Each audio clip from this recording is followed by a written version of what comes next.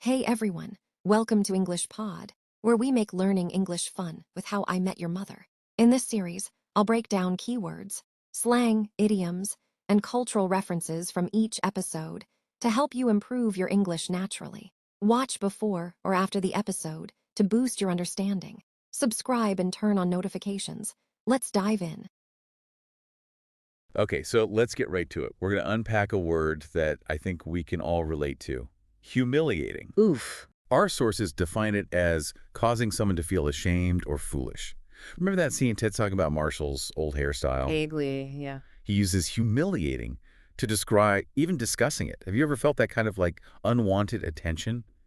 That embarrassment? For sure. And humiliating really captures that strong feeling, doesn't it? It's more than just a little awkward. Right, it's deeper. Yeah, like a deeper shame, maybe loss of pride. The example they give, it was humiliating when my phone rang loudly during the exam. Oh, that hits home. That feeling of being exposed. Totally. And it's interesting how, like, public mistakes can feel so intense in some cultures. Yeah, that focus on, standing and achievement makes those moments feel extra humiliating. That's a great point. Okay, switching gears a bit, something maybe more structured. The word intervention. Right. The definition is an attempt by a group, usually, to help someone with a problem. In the episode, Barney, Barney being Barney, he jokes about a porn intervention. He would. What strikes you about that use of the word? Well, the humor is all in the contrast, isn't it? Usually, intervention, it sounds serious, it has weight. Like the example, her friends staged an intervention to help her stop drinking. That's heavy. Exactly. It's often linked to really significant issues like addiction. So Barney using it so lightly, it plays on our awareness of the word's usual gravity. It makes the joke land, Yes. because it's unexpected. Right, that cultural awareness. Okay, now let's get into something Barney definitely knows about. Yeah. To brag. Oh, yes. Meaning, talk with excessive pride about achievements or possessions. And yeah, we see Barney boasting about his game night strategy. Of course he does. Have you noticed how bragging kind of lands differently depending on who's doing it or the situation? Definitely. We all know someone who tends to brag, right? The example, he always brags about how much money he makes. Huh? Yeah, we've probably all heard that one. Mm-hmm. It raises that whole question about, like, the social tightrope walk, promoting yourself versus just being arrogant. Where's the line? Exactly. A little bit might seem confident, but too much. It just gets annoying fast. And culture plays a role too, right? Humility versus talking yourself up. That's so true. Okay, moving to a feeling we generally try to avoid. Creepy. Uh-oh. Defined as causing unease or fear, something weird in a disturbing way. Lily uses it for Barney's old video. I remember that video. Yeah. Yeah, creepy fits. What makes something truly creepy, do you think? Is it just being scared? That's a good question. Creepy is so visceral, isn't it? It's that gut feeling that something's off. Yeah. Like the example, that abandoned house looks really creepy at night. It can be a place, sure, but it can also be a person or just a vibe, an atmosphere. Unsettling. Yeah, unsettling. Maybe a bit threatening, but not always outright scary. That old Barney video. Definitely unsettling. It absolutely was. Okay, now a verb suggesting a quick exit. Ditch. A ditch. Means to abandon or leave someone or something suddenly. Ted jokes about Barney having ditched his past self. Huh. That's a funny way to put it. When have you heard ditch used? It's pretty informal, right? Oh yeah, very informal. Applying it to ditching your pad is clever. More typically, like the example, he ditched me at the party and left with someone else, it's about leaving a person abruptly. Yeah, implies you didn't really care. Exactly. A lack of consideration. You definitely wouldn't use ditch in like a formal report or something. Definitely not. Staying informal, we have doofus. Doofus. Love that word. Means a silly or foolish person. Ted calls Barney's old self a doofus. Kind of affectionately, I think. Yeah, it feels lighthearted. What image does doofus bring up for you? Someone maybe a bit clumsy, not thinking things through. Totally. It's a great lighthearted insult. Doesn't feel mean, really. The example is perfect. Don't be such a doofus. Of course you can't microwave metal. Right. Obvious mistake kind of thing. Exactly. Used for someone doing something lacking common sense or just plain silly. You might say it to a friend you're teasing. Exactly. Okay, now getting into the chaos of game night. Revenge. Ah, the motive. The act of hurting someone in return for harm they've done. Barney's whole game night trap is basically revenge. It absolutely is. Have you thought about how revenge plays out differently? like in stories versus real life. Oh, revenge is such a powerful theme, isn't it? Drives so many plots. And sadly, real conflicts, too. True. The example, he plotted revenge after his brother ruined his car, it shows that planning, that retaliation aspect. But as we see in comedies all the time, They usually go wrong. they often backfire. Yeah. Yeah. Which actually leads us nicely to the next phrase. Turn the tables. Exactly. Meaning to reverse a situation, grab the advantage. Barney tries to do this to Lily with an embarrassing story. Can you think of a time you've seen someone really manage to turn the tables, like in an argument or something? Turn the tables. It's such a great picture, isn't it? That shift in power. Yeah. The example, she turned the tables on her critics with a powerful comeback, shows that perfectly. Someone was on the back foot, and then bam, they're suddenly in control. Strategic. Very. It's about seeing an opportunity and grabbing it. Absolutely. Okay, sticking with social dynamics. Mock. Not a nice one. Meaning to tease or laugh at someone, but cruelly, scornfully. Ted and Marshall definitely mock Barney's old video. Pretty enthusiastic. I could do. What's the key difference for you between just teasing and actually mocking? That's a really important distinction, actually. Teasing can be playful, right? Even affectionate sometimes. But mocking, it's got a sharp edge. Yeah, it feels meaner. It implies ridicule. It often aims to belittle, to humiliate. The example, they mocked his accent, which was really rude, underlines that hurtful intent. It's about negativity in social interactions. Right. Okay, we absolutely cannot talk about this episode without the phrase Barney Stinson's signature. Suit up. Suit up. Yeah. It literally means put on a suit, and he says it all the time. Why do you think this simple phrase became such a, cultural touchstone? It's way more than just getting dressed, isn't it? For Barney, suiting up it's a transformation. Like putting on armor. Kind of. Stepping into that persona, that confidence, the charisma. The example, it's time to suit up, we're going to a fancy event tonight, shows the literal meaning, sure. But in the show. In the show, it's loaded with meaning, and it really clicked with viewers. It even popped up in, internet culture, a signal for getting serious or ready for something big. Yeah, it really took off. And sometimes, even when you suit up, things don't go to plan. Which brings us to backfire. Ah, yes, when plans go wrong. Or have the opposite effect you intended. Barney's big plan to expose everyone. It totally backfires when his own secret comes out. Spectacularly backfires. Have you ever had a plan? Maybe even a well-intentioned one, just completely backfire on you. Oh, absolutely. Haven't we all? And that's the core of backfire, isn't it? That irony. Yeah. You try for one thing, and the exact opposite happens, often funny or embarrassing. The example, his prank backfired, and he ended up getting soaked with water. That's a classic, simple case. Shows how unpredictable things are. Which leads right into the reveal. The moment of truth. The verb, meaning to make something known that was secret or unknown. Barney's old video obviously reveals his past self. What makes a good reveal in a story so powerful, do you think? I think it's the power to just shift everything. Your understanding of events, of characters, it creates surprise, suspense, sometimes even satisfaction when a mystery is finally solved. Like in the example, the final episode reveals the identity of the killer. That kind of big moment. Exactly. It's about bringing hidden stuff into the light. Yeah. And the consequences that follow that reveal. Speaking of transformations after reveals, Barney's journey touches on confidence. Right. Belief in oneself. He talks about finding confidence after being dumped. How crucial is confidence really for getting through life? Oh, it's huge. Absolutely crucial. It's that inner belief, isn't it? That lets us take risks, push through setbacks, achieve things.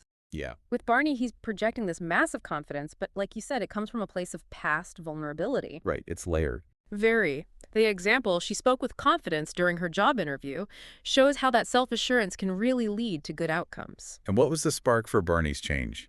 He was inspired. Motivated, stimulated by something or someone. He says he was inspired by seeing some random guy in a suit.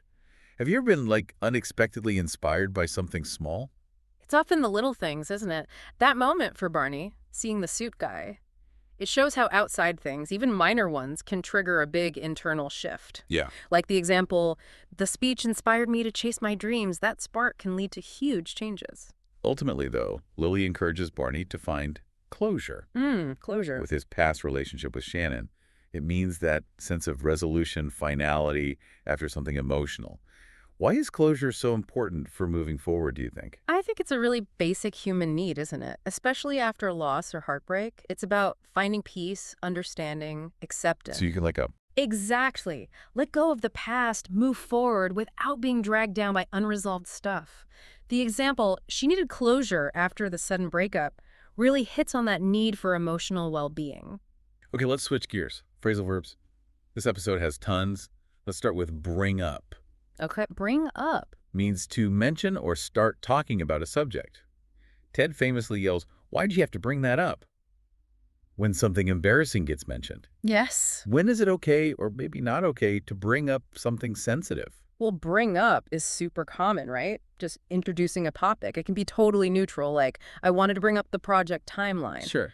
But like Ted's reaction shows, it can definitely feel negative if the topic is unwelcome or sensitive. Like the other example, please don't bring up the argument again, we've moved on. So context is key. Totally. Social context, the relationship, it all matters. And what happens when those embarrassing moments are just too funny? You might crack up. Means to suddenly laugh a lot. The gang definitely cracks up watching Barney's video. What makes you crack up? That sudden, like, uncontrollable laughter, that's cracking up. The example, that joke made me crack up. It was hilarious. That captures it perfectly. That spontaneous reaction, it's often contagious too. Totally. Now, Barney, with his schemes, he often tries to set up his friends, Set up. meaning to arrange something to happen to someone, often secretly or as a prank.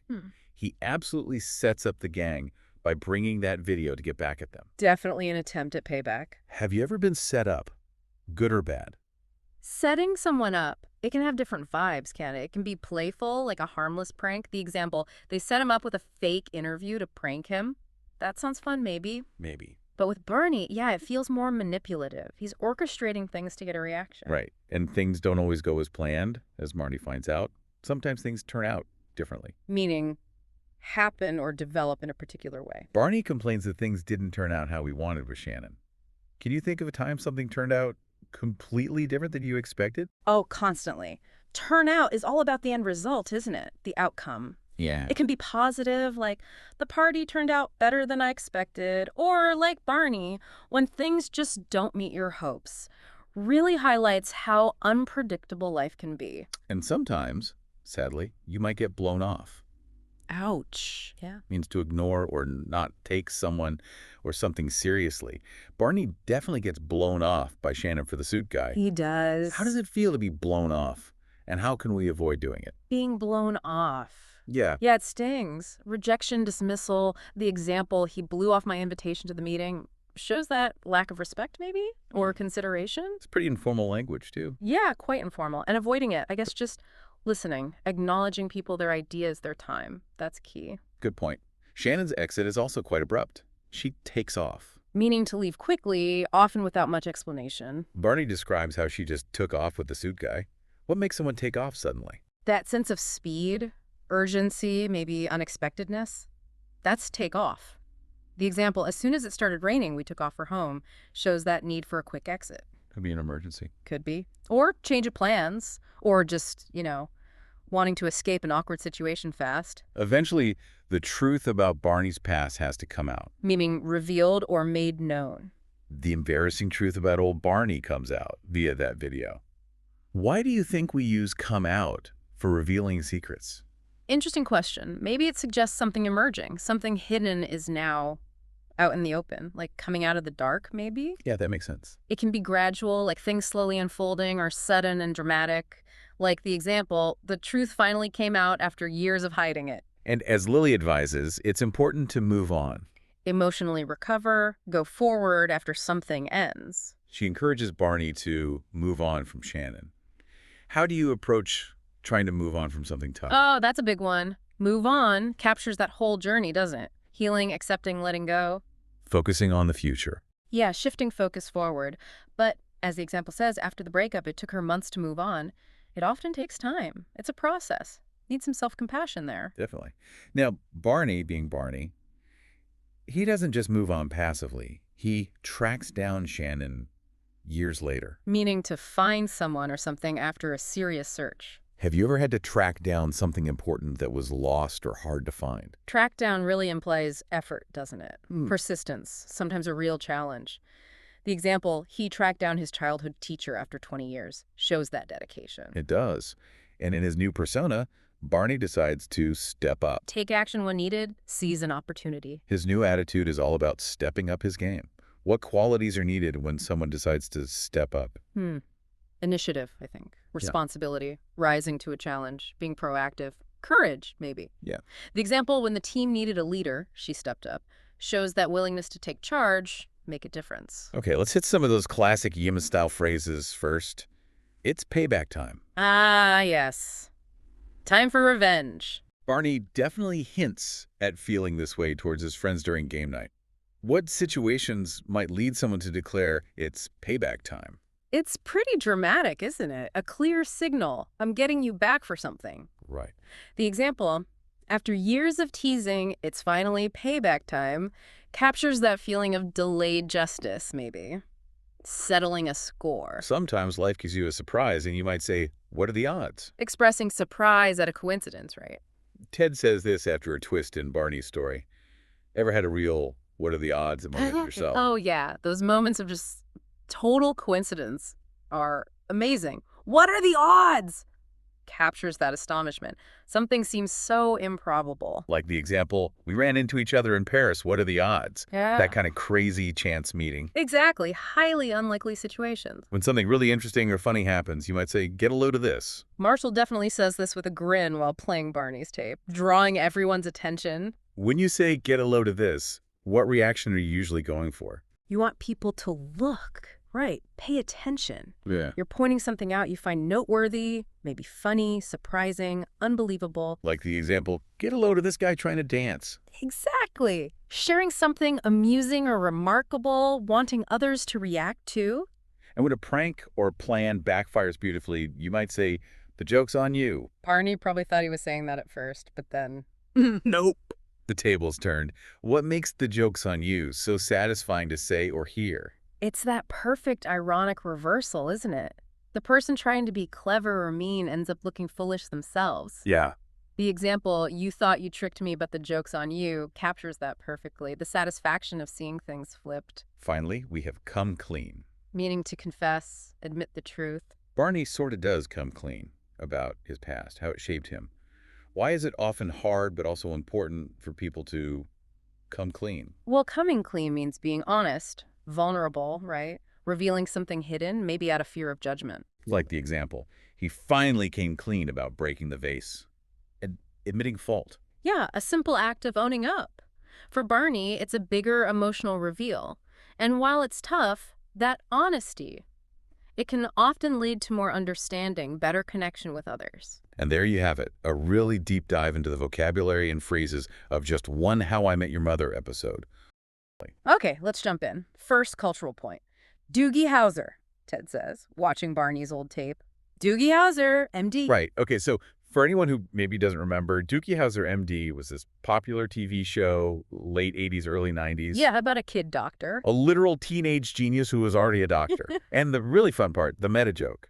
Ah, here it is. The actor who played Doogie, Neil Patrick Harris. The same guy who plays Barney. Exactly. That's the meta joke. It's referencing something totally outside the show's world, the actor's own history. So meta means it's self-referential, kind of. It winks at the audience. Pretty much. Yeah.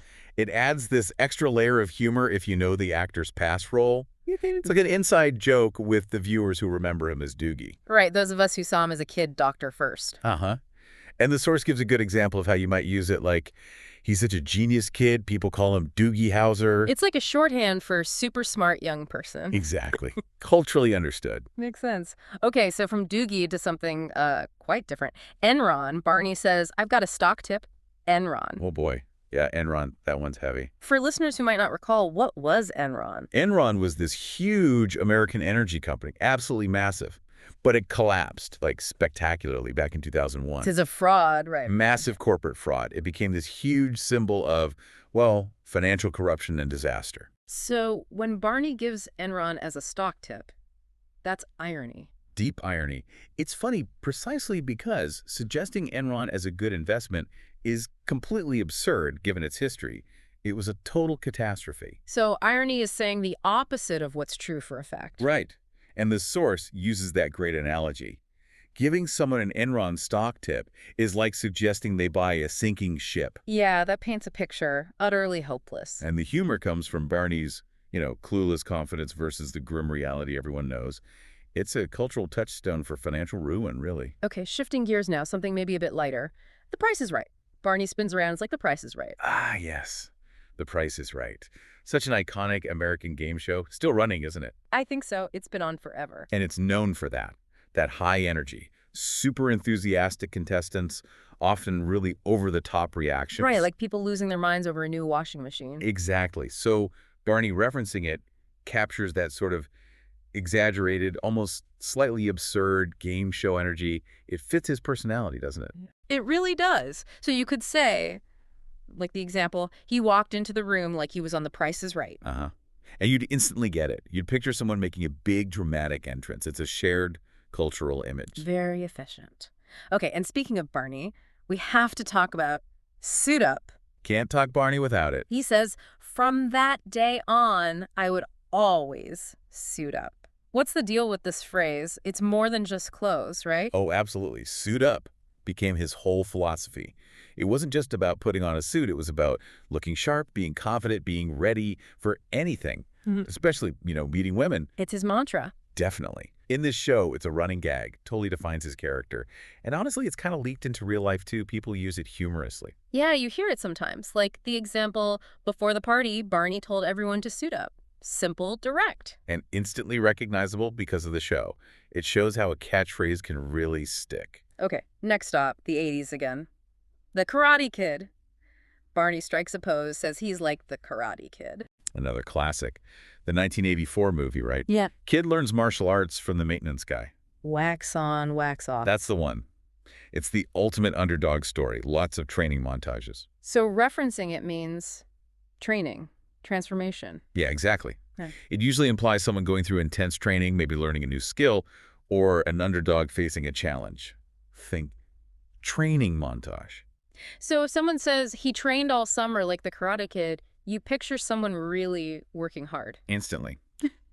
That image of dedicated practice, aiming for some kind of triumph, it resonates. Now, quick clarification. Our notes mentioned the Dharma Initiative. Ah, yes. From Lost, right? Right. But the note stresses this is not actually in this How I Met Your Mother episode. Correct. It seems to be a fan theory thing you might see online, but it's not textually in game night. And it's important we stick to what's actually in the episode for this deep dive. Absolutely. Keep it accurate. Manage expectations. Focus on the real references. Good call. Okay, last cultural reference. Boy band style. Lily comments on Barney's old look, saying it's very boy band. Yes. Think late 90s, early 2000s. NSYNC, Backstreet Boys. Frosted tips, matching outfits. Sometimes. Definitely coordinated outfits, often tight shirts, maybe shiny fabrics. And those poses, very dramatic, emotional. So Lily's comment just nails that specific look. Exactly. The example, he's dressed like he just stepped out of a boy band. He gives you that immediate visual. It's cultural shorthand for that specific pop era style. Uh-huh. Youthful, maybe a bit manufactured, but instantly recognizable. Okay, great. That covers the cultural landscape. Shall we switch gears to grammar? Let's do it. Grammar nugget time. First up, past perfect tense. Ted says, Barney had been a hippie. What's the past perfect doing here? Okay, so the past perfect is basically the past before the past. It tells you an action was finished before another past action or time period we're talking about. So Barney's hippie phase happened before the main story time Ted's discussing. Precisely. Had been. Signals it's an earlier state. It emphasizes the contrast with current Barney, showing how much he changed. It adds depth. Like the example, he had already eaten when we arrived. Eating happened first. Right. Or Barney had wanted to change his life before the breakup happened. The wanting came before the breakup. It clarifies the sequence in the past. Got it. Older past. Next, reported speech, also called indirect speech. Yeah, this is super common. Lily says, Ted said that Barney used to be engaged. So what's the key change when reporting speech? The main thing you usually see is a backshift in verb tense. If the original statement was in the present tense, it often shifts to the past tense in the report. So if Ted originally said Barney is engaged, Lily reports it as Ted said that Barney was engaged, or in this specific case, used to be engaged, which also marks it as past. The tense takes a step back. the examples make it clear. Direct. Barney is engaged, reported. Barney was engaged. You see the shift. Exactly. And sometimes pronouns or time words change too, depending on context, but the tense shift is key. Okay. Now for something maybe a bit trickier. Mixed conditionals. Yes. These can seem complex, but they're logical. Ted jokes. If you hadn't broken up with Shannon, you'd still be playing hacky sack. What's happening here? It's mixing time frames in a hypothetical. You have a past condition. If you hadn't broken up, that's past perfect. Something that didn't happen in the past. Right. And then you have a present or ongoing hypothetical result. Yeah. You would still be playing. That's would Yeah. plus the base verb. So linking a past hypothetical to a present hypothetical outcome. Exactly. If that past thing had been different, this present thing would be true now. Like the example, if I had studied medicine, past unreal, I would be a doctor now, present unreal. Connects past choices to present what-ifs. Okay, next, passive voice. Another common one. Barney says, I was dumped by voicemail. What's the focus shift with passive voice? The focus moves away from the person doing the action and onto the person or thing receiving the action. The object becomes the subject. So the emphasis is on Barney being dumped, not primarily on who dumped him, even though she's mentioned later. Exactly. It highlights the event happening to him, like the letter was sent yesterday. Focus on the letter and the sending. Or Barney was dumped by Shannon. Barney's the subject, the one acted upon. So it changes the emphasis. Got it. How about the emphatic do? This adds punch. Marshall says, we do want to know. What's the do doing there? It's purely for emphasis. Adding do, does, or did to a positive statement just makes the verb stronger. It underlines the feeling or contradicts any doubt. So Marshall's stressing, no, really, we are interested. Precisely. It counters any idea that they might not want to know. Like saying, I do believe you. It sounds more sincere, maybe? Or she did call you yesterday, stressing it actually happened. Exactly. Adds emotional weight. Simple, but effective. Okay, now the subjunctive mood. Ted jokes, if I were Barney back then, I'd punch myself. Why were and not was? This is a classic subjunctive marker. We use were, not was, after if, when talking about unreal hypothetical situations, especially with the verb to be, even though it's I, which normally takes was. So if I were signals, this isn't real, I'm just imagining. Exactly. Ted isn't Barney, so it's hypothetical, like the examples. If I were rich, I'm not. Or if he were taller, but he isn't, it marks it as contrary to fact. Distinguishes hypotheticals from facts. Cool. Almost there. Relative clauses. We use these all the time, maybe without thinking about the name. Lily says, the girl who dumped Barney is Shannon. So who dumped Barney is the relative clause. Yes. It acts like an adjective, giving more information about the noun girl. It tells us which girl we're talking about. They often start with who, which, or that. Like the man who lives next door identifies the specific man. Or that's the book that I told you about. Specifies the book. They add necessary detail. Makes sense. And finally, ellipsis and substitution. This is all about avoiding repetition, making things flow better. Ted says, I watched that tape, and so did Lily. What's happening grammatically? Okay, so did Lily avoid saying, and Lily watched that tape too. Watched that tape is omitted, ellipsis, and replaced with the short phrase, so did, substitution. Keeps it concise. Exactly. Like the examples, I've seen that movie and she has too. Has too. Replaces, has seen that movie too, or he went to the party and I did as well. Replaces, went to the party as well. It just makes conversation less clunky. Precisely. Smoother flow. Okay, wow. So just to recap, we've covered quite a bit. From Doogie Howser and Enron to boy bands, and then dove into grammar, like past perfect, passive voice, subjunctive, lots of stuff. Yeah, a real mix of culture and language mechanics. But understanding these things, you know, it really does add another dimension to watching something like How I Met Your Mother. Definitely. Here's a synopsis of How I Met Your Mother. Season 1. Episode 15. Game Night. In this episode, the gang gathers for their regular game night, but things take a surprising turn when Barney's mysterious past is revealed. During a game of Marshgammon, a bizarre board game invented by Marshall, the group pressures Barney to explain how he became the suit-wearing, womanizing guy they all know today. Barney agrees, on the condition that each person shares an embarrassing secret in return. He then shows them a tape from his past, revealing a very different version of himself, a long-haired, idealistic hippie who planned to join the Peace Corps with his girlfriend, Shannon. However, after a heartbreaking betrayal, Barney transformed into the confident, manipulative persona he's now famous for. The episode mixes humor and heart as it dives deeper into Barney's origin story, giving viewers their first glimpse of his vulnerability beneath the surface. Meanwhile, the gang shares their own embarrassing stories, making it a night full of laughter, surprises, and unexpected bonding. Thanks for watching. I hope you enjoyed learning new words, phrases, grammar, and cultural references from How I Met Your Mother. I'll be back with the next lesson soon. Until then, bye.